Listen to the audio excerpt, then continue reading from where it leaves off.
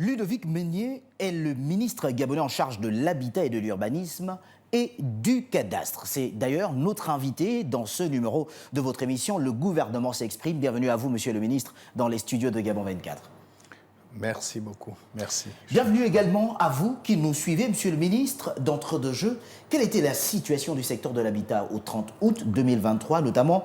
On peut noter que de nombreux engagements avaient été pris par l'ancien régime. On peut prendre en exemple ces 5000 logements annoncés. Vous, en arrivant justement, quel est le constat qui s'est dégagé?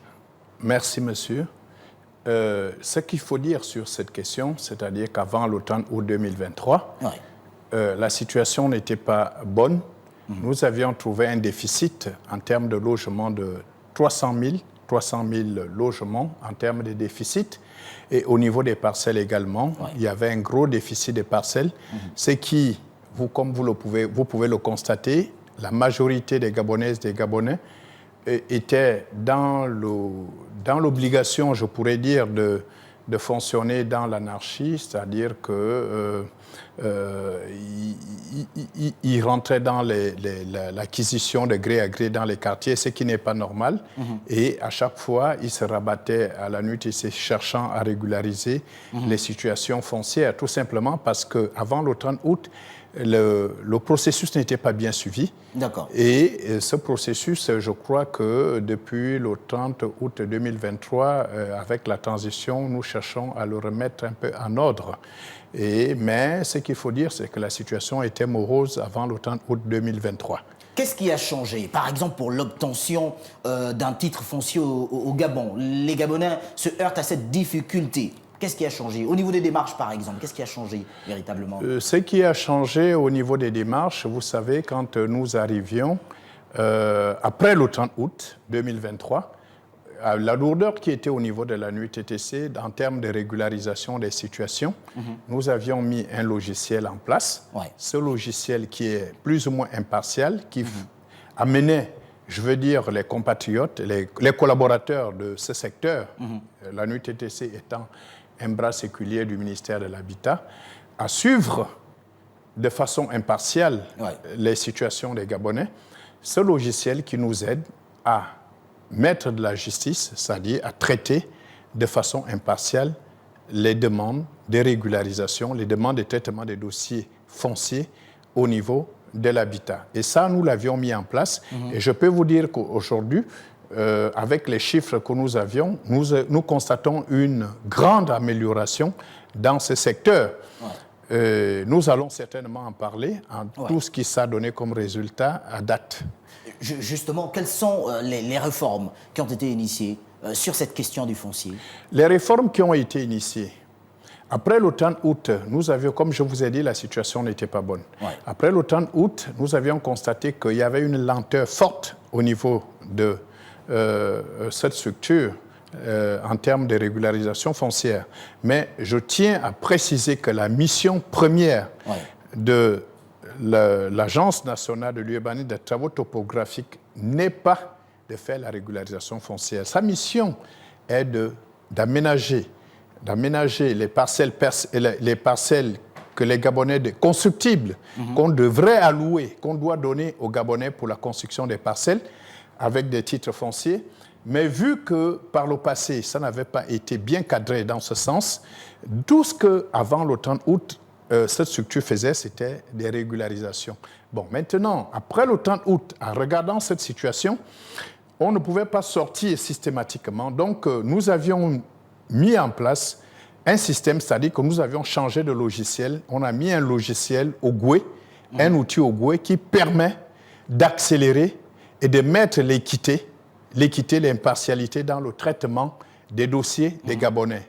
Autrement dit, c'est-à-dire qu'au lieu de commencer à retarder parce qu'on veut satisfaire X ou Y, ce logiciel impose à ce que le traitement soit fait de façon équitable. Et ça, nous l'avions mis en place. Et je peux vous dire que depuis le 30 août, c'est-à-dire 15 mois après, nous avions déjà pu sortir 2000 décisions définitives au niveau de la NUTTC, alors que par le passé, c'est-à-dire qu'avant le 30 août, on faisait par an 900 ce qui était vraiment quasiment un chiffre très inférieur, quoi, un chiffre très faible. Oui. Aujourd'hui, on fait 2000 alors qu'avant, on faisait 900 par an. Ça, c'est vraiment une prouesse et c'est positif par rapport au travail que nous avions fait depuis le 30 août 2023. Alors, oui, poursuivez, Monsieur le ministre. Oui, je voudrais également ajouter qu'il faut le reconnaître que depuis quand on est arrivé, le ministère de l'Habitat, le ministère de l'Habitat, c'est un grand ministère. Les deux ministères, bras séculiers, en tout ce qui concerne les parcelles, le foncier, il y a le côté ANUTTC, et nous avions côté logement, nous avions la Société nationale immobilière. Et après, on a les directions centrales qui sont dans la conception de la politique de l'urbanisme et de l'habitat au niveau de notre pays. D'accord. Et ça, je tiens à remercier le chef de l'État, M. Brice Clotaire Oligui Nguema. Dès que j'arrive à la tête de ce ministère, en regardant, je peux vous dire, depuis 2012 jusqu'à l'arrivée du CTRI, les directions provinciales, c'est-à-dire que dans l'intérieur, le Gabon fait 9 provinces, les directeurs provinciaux n'avaient pas de moyens roulants. Ils étaient à pied. D'accord. Et avec la volonté et l'impulsion du président de la République, Brice Clotaire Oligui, on a doté les directions provinciales des véhicules roulants, c'est-à-dire des pick-up. On a donné 9 pick-up dans les 9 provinces de notre pays.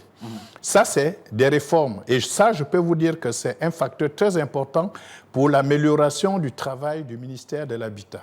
Il n'y a pas que ça. D'accord. Dès que j'arrive aussi en dehors de ce matériel roulant, je trouve qu'au niveau du ministère de l'Habitat, j'ai trouvé 2 promotions qui étaient assis à la maison et ça faisait des piquets de grève, des mouvements d'humeur. C'est 2 promotions qui sont sorties de l'école du cadastre de l'habitat.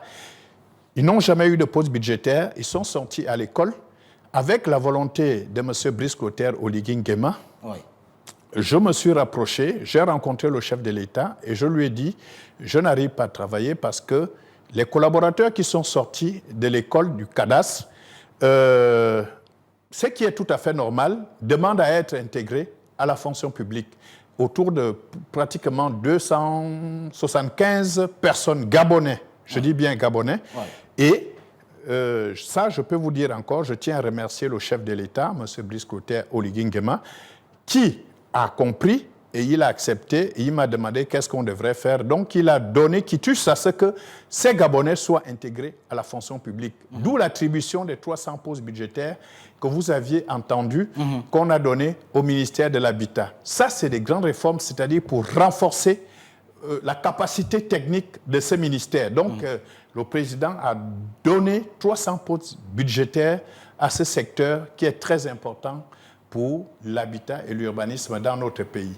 Encore une fois, le président a même allé loin, puisque vous allez voir que l'école du cadastre a été fermée depuis 2018.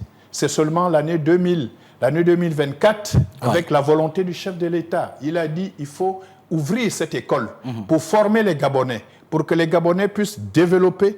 Et ça, on l'a fait. L'année 2024, il y a eu le concours d'entrée. Les Gabonais se sont présentés et cette école a été réouverte en 2024. Donc, il y a 300 Gabonaises et Gabonais qui sont actuellement en formation à l'école du cadastre. Et après cette formation, je peux vous rassurer qu'il y a 300 Gabonais qui seront intégrés dans la fonction publique et ça concourt à la résorption du chômage dans notre pays. Voilà, en termes de réformes, tout ce que nous avions mis en place de façon synthétique depuis le 30 août 2023. Alors, Monsieur le ministre, en matière de construction de logements, par exemple, revenons là-dessus. De nombreux projets ont été initiés sous la transition. Est-ce qu'aujourd'hui, on peut avoir le bilan de ces constructions, puisque c'est à l'échelle nationale? Qu'est-ce qui est fait concrètement? Oui, en matière de logements, des constructions de logements. Il y a eu des projets que nous avions lancés. Je parle après le 30 août. Nous avions, je peux vous dire qu'à date, nous avions fait 484 logements à partir dès que le CTRI a été mis en place, je peux vous citer par exemple la cité de la gare républicaine qui se trouve à Ngonje, à Mangouba. Il y a 186 appartements qui ont été construits dans le cadre de la transition. À Bikele, vous avez 175 qui sont même en cours de construction. Vous aviez 123 à Bikele pour la Société nationale immobilière. Ça fait un total de 484 logements que nous avions construits. Mais ça, on ne s'arrête pas là. En perspective, nous avions des grands projets au bénéfice des Gabonais. Dernièrement, il y a 2 semaines, nous avions signé une convention avec un promoteur marocain à Doha. Certainement, vous êtes bien informés. Ouais. Ce promoteur envisage réaliser dans notre pays 5000 dans les 7 prochaines années. Mais je peux vous dire qu'à date, ils ont déjà commencé les travaux en Ngonje. Les fondations sortent de terre. Ils ont déjà commencé parce qu'ils doivent faire 1635 appartements pour les Gabonais. Et il n'y a pas qu'à Doha, il y a d'autres promoteurs également qui sont en place, qui ont commencé à travailler du côté du PK27. Tout ce travail vise vraiment à améliorer, à satisfaire les Gabonais en ce qui concerne les logements dont vous parlez, les logements sociaux. Nous avions 2 promoteurs qui sont au PK27. Pour l'instant, nous avions un promoteur marocain qui se trouve du côté d'Angonje. Et cette politique vise vraiment à développer les logements dans notre pays. À côté de cela, il y a ce projet. Un Gabonais en une parcelle. En août dernier, par exemple, un premier lot a été mis à la disposition des bénéficiaires. Qu'en est-il de ce programme ? Quelle suite donner? Tout à fait. On a lancé un Gabonais, une parcelle, et c'est perceptible et c'est réel. Ouais. On a commencé avec la première phase qui est du côté de Igoumié. Ouais. Igoumié, à date, on a fait une distribution de 600 parcelles avec notre partenaire Résidence pour tous, que je tiens à remercier et féliciter ici. Et ces parcelles sont données aux Gabonaises et aux Gabonais pour que chaque Gabonais puisse lui construire un logement en toute sécurité, un logement avec toutes les conditions, les commodités adaptées. Et ça, on l'a lancé du côté de Igoumié. Je ne parlerai pas seulement d'Igoumié. Je peux vous parler aussi d'un autre partenaire que le ministère de l'Habitat. Nous avions signé avec le partenaire PHTP. Du côté d'un Foulayon, du côté d'un Toum. Et ça, je vous rassure que cette fin du mois, nous allons donner 200 parcelles que nous allons donner aux Gabonais et Gabonaises. C'est vraiment la volonté du chef de l'État, le président, qui veut que les Gabonais s'approprient du foncier et que les Gabonais puissent être tranquilles, sécurisés par rapport au foncier dans notre pays. Alors, pour ce programme, par exemple, beaucoup de Gabonais veulent en être bénéficiaires. Mais quelles sont les démarches pour être dans la légalité et bénéficier de ce programme? Mais les démarches sont simples. Il faut seulement être Gabonais. Et puis, il faut avoir, je pense, 2,5 millions pour 500 mètres carrés. Et ça, je peux vous dire que c'est la volonté même, c'est une volonté simplifiée du chef de l'État pour alléger les conditions aux Gabonais pour acquérir le foncier, c'est-à-dire 5 000. Parce que quand vous regardez la procédure normale pour arriver à un titre foncier, le coût est plus ou moins élevé. Le chef de l'État a donné un forfait. Il a dit 2,5 millions pour 500 mètres carrés. Et c'est ce forfait qui est appliqué pour l'instant. Et je vous assure que quand vous voyez l'affluence des Gabonais qui sont derrière pour acquérir le foncier, je ne peux qu'applaudir. Et ça, c'est le rôle du ministère de l'Habitat, de faire en sorte que la majorité des Gabonais puissent bénéficier du foncier dans notre pays. C'est ça notre mission. Monsieur le ministre, il y a que récemment, la SNI par exemple, et la Banque de développement Shelter Afrique ont signé un partenariat pour redresser le secteur de l'habitat au Gabon. Quelle en est la substance? Et que peut-on attendre concrètement de ce partenariat? Le partenariat qui a été fait avec le bras séculier de l'habitat, la SNI, avec Shelter, c'est un partenariat pour aider la SNI à la construction des logements. Il y a également l'aménagement de parcelles constructibles. Et là aussi, on peut parler de la création d'un fonds pour l'habitat social. Donc, ça voudrait dire que sur ces 3 points, je pense que c'est beaucoup plus positif pour l'ASNI, qui est un bras séculier du ministère de l'Habitat, en termes de construction de logements, en termes d'aménagement de parcelles pour les Gabonais et en termes de fonds pour pouvoir garantir l'achat des logements pour les Gabonais. Donc voilà, c'est ça la substance même de ce partenariat et je crois que c'est bénéfique pour l'ASNI et pour notre pays. Et l'ASNI a par ailleurs mis en place une régie de construction pour renforcer sa capacité à superviser et gérer directement ces projets de construction. Aujourd'hui, cette régie est-elle effective ? Tout à fait, la régie elle est effective. Aujourd'hui, l'ASNI utilise les entreprises, l'ASNI elle-même se déploie, comme par le passé, à réaliser beaucoup de projets. Et je vous citerai par exemple dernièrement la construction des 123 logements à Bikele. C'est grâce à cette régie que l'ASNI a réalisé ce projet. Donc pour moi, c'est une régie qui est productive et qui est positive. À côté de tout cela, il y a ce projet emblématique de la transition, Libreville 2. Qu'en est-il, Monsieur le ministre ? Oui, Libreville 2, c'est un gros projet pour notre pays. Libreville 2, c'est un projet pour moi pour nous tous, qui est échelonné dans plusieurs années. Parce qu'il faut construire toute une ville.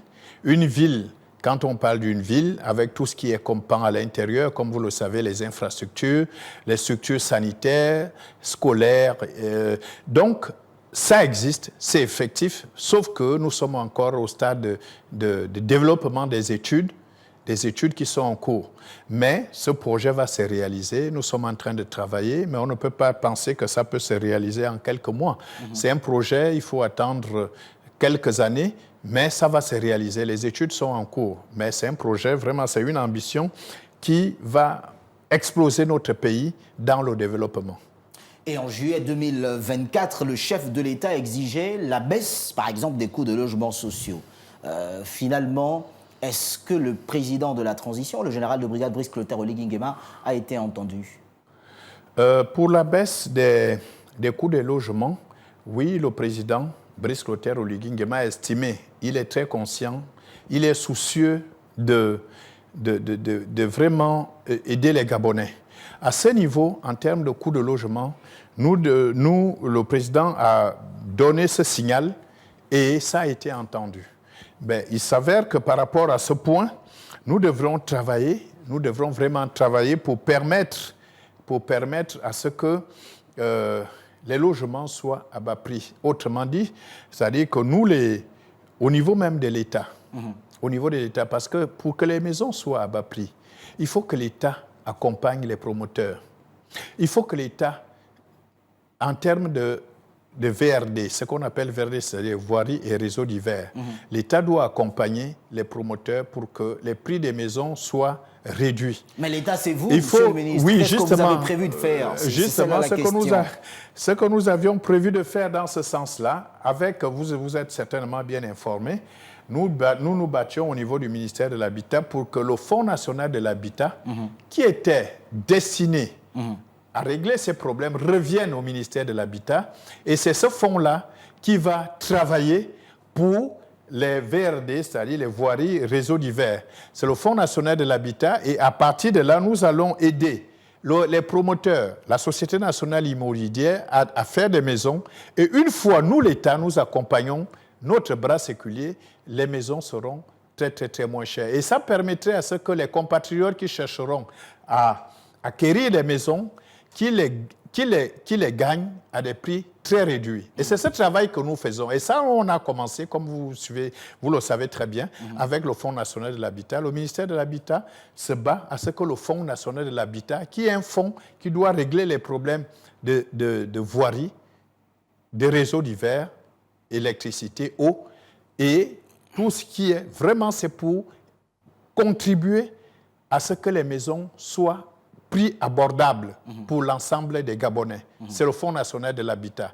Aujourd'hui, l'habitat attend que ce fonds revienne et avec l'ASNI côté logement, avec la NUTTC côté parcelles constructibles, nous allons mettre ce fonds et faire en sorte que les Gabonais puissent trouver la joie, c'est-à-dire que les prix ne soient pas élevés dans l'acquisition, que ce soit parcelles pour la construction, que ce soit logement habitable. C'est ça la politique que nous mettrons en place. Et malheureusement, au Gabon, il a été démontré que les populations s'installent d'abord et l'État arrive ensuite. Et du coup, on a cette problématique de régularisation des titres fonciers et autres. Est-ce qu'aujourd'hui, il y a quelque chose qui va changer dans ce sens-là? Oui, il y a quelque chose qui va changer. Ça se faisait parce qu'il n'y avait pas une bonne politique publique dans ce sens. D'accord. Ça va changer pourquoi? Si vous regardez le budget de 2025 qui a été acté, la NUTTC, je prends l'exemple, la NUTTC va faire un parcellaire de 55 hectares. 55 hectares à raison de 3,5 milliards. Mais ces 55 hectares, c'est des parcelles qui seront travaillées, mises à disposition des Gabonaises et des Gabonais avec des titres fonciers. Pourquoi? Je peux vous dire que moi, en tant que ministre de l'Habitat, chaque jour que Dieu fait, tous les parafaits qui sont sur ma table, c'est des bagarres des Gabonais, Gabonaises et Gabonais qui se bagarrent pour des parcelles. Ouais. Nous sollicitons l'arbitrage du ministre pour telle bagarre sur telle parcelle parce qu'il n'y avait pas une bonne politique publique dans ce secteur, attribution des parcelles. Et il faut aujourd'hui que nous mettions cette politique en place et que cette politique, nous mettons la politique où nous-mêmes, nous faisons des aménagements des parcelles. Et ces parcelles que nous devrons donner, je veux dire socialement aux Gabonais, avec des titres fonciers. Je vous assure que quand nous allons commencer à donner des parcelles aux Gabonais avec des titres fonciers, ça va réduire les bagarres tout ce que vous êtes en train de dire là, des problèmes de régulation tout le temps. Ce n'est pas la mission de la NUTTC. La mission de la NUTTC, c'est de donner des parcelles constructibles aux Gabonais. Après, on fait des constructions de logements. Et ça, moi, je travaille pour ça, pour que nous sortions de cette cacophonie, de cette bagarre-là, de tous les jours, là, des problèmes fonciers, il faut se cogner, il faut se bagarrer et tout ça. La mission, vraiment, c'est de donner les parcelles aux Gabonais afin que les Gabonais puissent construire en toute sécurité. En toute sécurité, parcelles avec titre foncier. C'est ça, c'est ce travail que nous faisons. Et c'est ce que nous avions commencé. C'est ce que nous faisons à Igoumié. À Igoumié, nous faisons ça. À Igoumié, si vous me permettez de vous donner les chiffres, bien sûr, allez-y. À Igoumié, on a déjà donné 600 parcelles aux Gabonais. Dernièrement, à Mouila, avec la volonté du chef de l'État, quand il y a eu les inondations en décembre 2023, nous avions donné 250 parcelles aux Gabonais à Mouila. Dernièrement, à Malibé, par rapport à la route de contournement de l'aéroport de Libreville, nous avions donné 100 parcelles et en Foulayon, en Toum, nous allons donner 200 à la fin de ce mois. Et au total, la SNI a donné 982 durant l'année, après le 30 août 2023. Donc au total, si je fais le bilan de ce que nous avions fait depuis qu'on est arrivé, contrairement avant où rien n'était fait, nous sommes à 1932 parcelles. Ça, c'est notre politique, notre vision vraiment de satisfaire l'ensemble des Gabonais. On donne des parcelles pour que les Gabonais puissent construire en toute sécurité. On donne des parcelles avec des titres fonciers. Et on laisse aux Gabonais de bâtir leur maison avec toute la sécurité possible. C'est ça le travail que le CTRI a fait depuis le 30 août 2023. Alors, je rappelle que vous êtes Ludovic Meignier, vous êtes le ministre gabonais en charge de l'habitat, de l'urbanisme et du cadastre. Oui. Il y a cependant que l'alinéa 2 de l'article 28 de la Charte de la transition stipule que la vente des terres aux non-nationaux est interdite en République gabonaise. Cependant, des dérogations prévues par la loi ont été adoptées sous la saisine du Premier ministre. Dites-nous-en un peu plus. Justement, par rapport à cette... je connais bien l'article 28 de notre charte qui interdit la vente des terrains aux non-nationaux. À ma connaissance, cet article n'a pas changé. L'alinéa 2 n'a pas changé. Je sais qu'il y a eu une saisine auprès de la Cour constitutionnelle, à part du Premier ministre, mais le rendu que je détiens et que j'ai, c'est que la Cour constitutionnelle avait maintenu l'alinéa 2 en disant qu'il est strictement interdit de donner le foncier aux non-nationaux. À ma connaissance, c'est ça. Pour les dérogations dont vous parlez, je n'ai pas vu ces dérogations. Ce que je sais à ce stade, c'est que les non-nationaux n'ont pas droit au foncier le foncier appartient aux Gabonais et c'est sur cette base-là que nous continuons à, à valoriser, à garder le foncier. Alors, un message à l'endroit des Gabonais qui vous regardent. Un message à l'endroit des Gabonais qui me regardent, je leur dis de faire confiance au gouvernement de la transition, de faire confiance au président Brice Clotaire Oligui Nguema, qui a un grand souci et qui cherche à améliorer toutes les conditions des Gabonais, aussi bien dans le secteur du foncier, de la santé, de l'éducation, des infrastructures. Nous avions commencé à travailler, nous ne sommes pas encore au bout, mais tout ce qui est fait, c'est au bénéfice des Gabonais. Et le président de la République, Brice Clotaire Oligui Nguema, est très conscient. Le gouvernement, M. Raymond Donsima, se bat jour et nuit pour faire en sorte que les Gabonais soient priorisés dans tout ce que nous faisons. Et ça, nous sommes tous confiants de ça. Je demande aux Gabonais d'accorder patience et de faire confiance au gouvernement. En priorité, de faire confiance au président de la République, président de la transition, Brice Clotaire Oligui Nguema, qui aime le Gabon et qui veut que le Gabon avance. C'est ce que je peux dire à mes frères et sœurs gabonaises pour que le Gabon puisse avancer, de donner encore beaucoup de confiance au président Brice Clotaire Oligui Nguema. Merci à vous d'avoir accepté notre invitation. Je rappelle que vous êtes Ludovic Meunier, le ministre gabonais en charge de l'habitat, de l'urbanisme et du cadastre. Merci également à vous qui nous avez suivis. N'oubliez pas, l'actualité se poursuit sur Gabon 24. Au revoir.